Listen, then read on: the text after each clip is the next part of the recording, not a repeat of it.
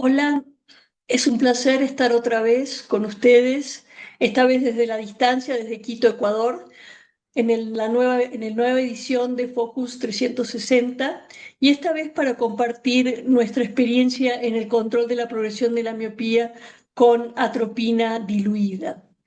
El efecto de la atropina sobre la progresión de la miopía se conoce hace más de 150 años.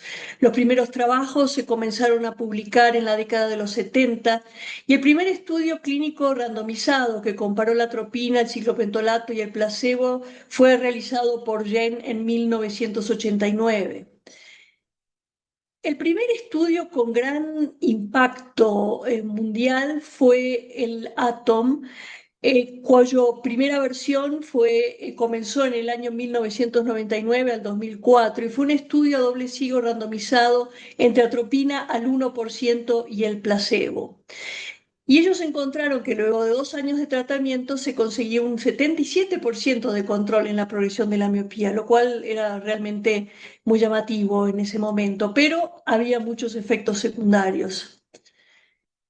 Y es por eso que desarrollaron este segundo estudio donde compararon la seguridad y eficacia con tres concentraciones menores, al 0,5, al 0,1 y al 0,01%. En principio, la concentración del 0,01% tenía la intención de actuar como placebo, pero para sorpresa de ellos, vieron que al final del estudio era la concentración que presentaba la mayor eficacia por la menor cantidad de efecto rebote que tenía.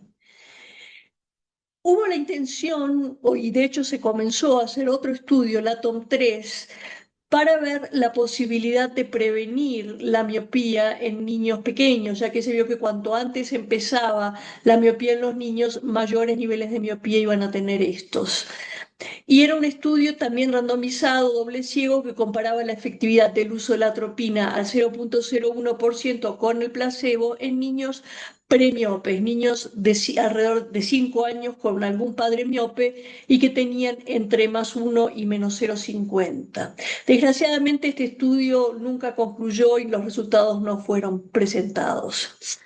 Otro estudio de gran relevancia mundial fue el estudio de LAMP, y en este estudio se compararon con placebo las concentraciones del 0,05%, 0,025% y 0,01.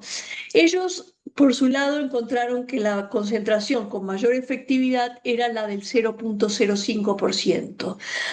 Este año se presentó la fase 4 de este mismo estudio, ya con 5 años de seguimiento, y como ven ustedes acá, con las mismas concentraciones, pero lo que hicieron ellos es en el segundo año suspendieron en parte de cada uno de los pacientes que usaban las distintas concentraciones y vieron qué es lo que pasaba.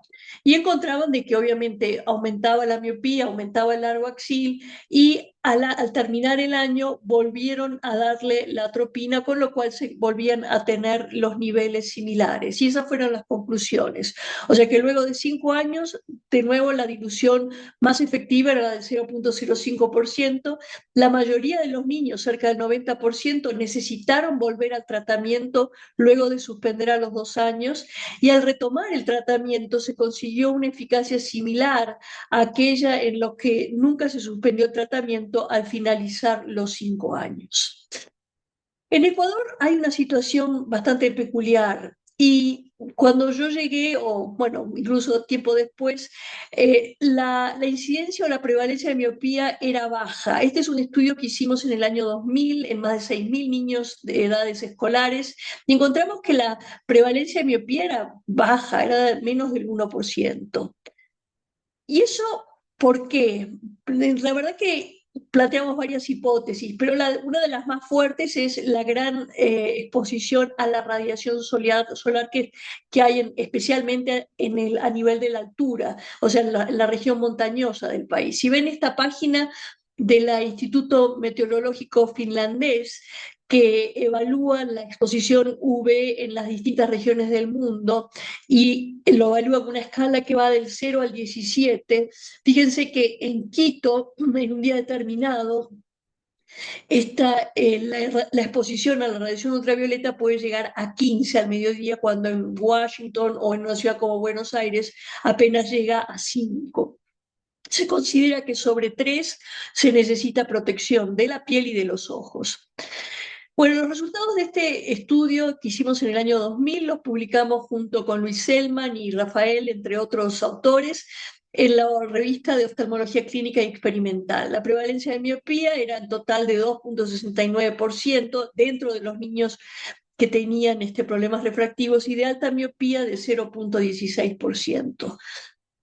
A mí, entonces, obviamente en el consultorio yo estaba viendo, sin embargo, que había más chicos miopes, y es por eso que en el año 2019 no pude repetir el estudio anterior, porque era un estudio que había durado como un año para evaluar todos estos niños, pero lo comparé con los chicos de mi consultorio. Hice un estudio prospectivo de 209 niños consecutivos, en los cuales 124 presentaron vicios de refracción, y de los que presentaban vicios de refracción, el 46,74% tenía miopía o astigmatismo miópico, comparado con un 2,6% que habíamos visto en el año 2000. Claro que son dos poblaciones muy distintas.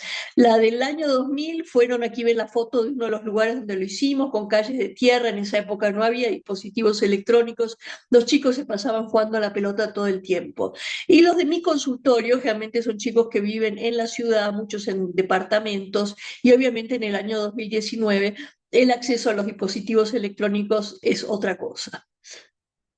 Yo comencé a usar la atropina, el primer caso en octubre del 2016, en niños de entre 3 y 14 años, pero el 70% tenían más de 7 años, solo uno abandonó el tratamiento, y en 17 de esos 26 pacientes que evalué un par de años después tenían seguimiento de más de un año. ¿Y qué encontré? Que la mitad, los que venían aumentando a más de 1 dioptría por año, la mitad disminuyó a 0,50 dioptrías por año, y la otra mitad disminuyó a menos de 1 dioptría por año.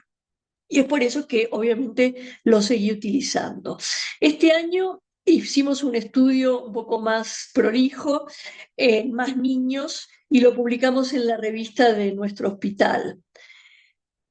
Incluimos 93 niños entre 3 y 16 años, sin embargo excluimos muchos niños, 40 niños porque no tenían datos previos de más de previos de empezar el tratamiento con la atropina, de más de un año de evolución. Y 15 niños los excluimos porque o tenían astigmatismos o miopía alta, porque no cumplieron bien el tratamiento, porque los datos estaban incompletos, o unos pocos casos, en realidad fueron solo 2, en donde yo cambié la concentración del 0,01 al 0,05%. Entonces nos quedaron 34 niños.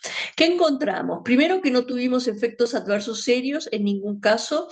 Solo 2 pacientes suspendieron el tratamiento por reacciones alérgicas, y la media del equivalente férico antes del inicio del tratamiento era de menos 3,12 más menos 1,34 dioptrías.